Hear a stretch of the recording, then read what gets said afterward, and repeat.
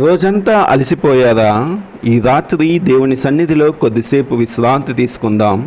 ఈరోజు జరిగిన ప్రతి దానికి దేవుణ్ణి అప్పగిస్తూ మన హృదయాలను ఆయనకు సమర్పిద్దాం. ఈ రాత్రి కాలంగా ఏర్పాటు చేయబడిన వాక్య భాగము యోహాను 7:37-38లో ఈ విధంగా సెలవిస్తుంది. నాయందు విశ్వాసముంచు వాడెవడో లేఖనము చెప్పినట్టు వాడి కడుపులో నుండి జీవనదులు పారులని బిగ్గరగా చెప్పెను.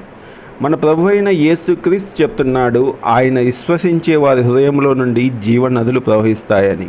అంటే దేవుని ప్రేమ, శాంతి, ఆనందం మన జీవితంలో నిండుతాయని. మనము మన ప్రభు అయిన యేసుక్రీస్తుని విశ్వసించినప్పుడు ఆయన మన లోపల నుండి బలపరుస్తాడు.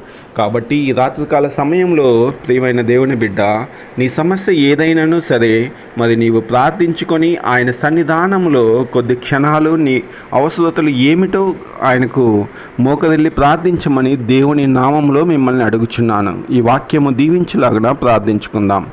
ప్రియమైన యేసయ్య, ఈ రోజంతా మాతో ఉన్నందుకు కృతజ్ఞతలు దేవా. మా పొరపాట్లను క్షమించుము, మా హృదయాలను నీ ప్రేమతో నింపుము, నీ శాంతి మా జీవితాలను ప్రవహించి చేయము. ఈ రాత్రి మాకు ప్రశాంతమైన నిద్రను కలుగజేసి తండ్రి, రేపటి దినాన్ని నీ చేతుల్లో ఉంచుతున్నాం దేవా.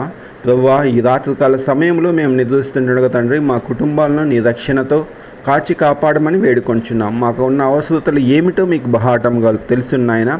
మరి అనారోగ్య సమస్యల్లో ఉన్న వారికి ఆరోగ్యాన్ని, ఆయుష్ని ఇవ్వమని వేడుకొంచున్నాం. అప్పుల్లో ఉన్న కుటుంబాలకు మరి ఆ అప్పులను ఏ విధంగా తీర్చుకోవాలో సహాయం దయచేయండి. ఎగ్జామ్ రాస్తే బిడ్డలకు తెలివిని, జ్ఞానంను, జ్ఞాపశక్తిని దయచేయండి. అదేవిధంగా తండ్రి, కుటుంబ సమస్యల్లో కుటుంబాలు చిన్నాభిన్నంగా ఉంటుండగా తండ్రి, అటు కుటుంబాలకు శాంతి, సమాధానాన్ని కలుగజేసి ఈ రాత్రికాల దీవెనలతో మమ్మల్ని నింపమని మా ప్రభువును, ప్రియకుమారుడైన యేసుక్రీస్తును అతి వినయంగా ప్రార్థించి వేడుకొంచున్నాం తండ్రి. ఆమెన్. ఈ రాత్రి దేవుని శాంతితో నిద్రపోదాం. దేవుడు మీతో ఉండునుగాక. ఆమెన్.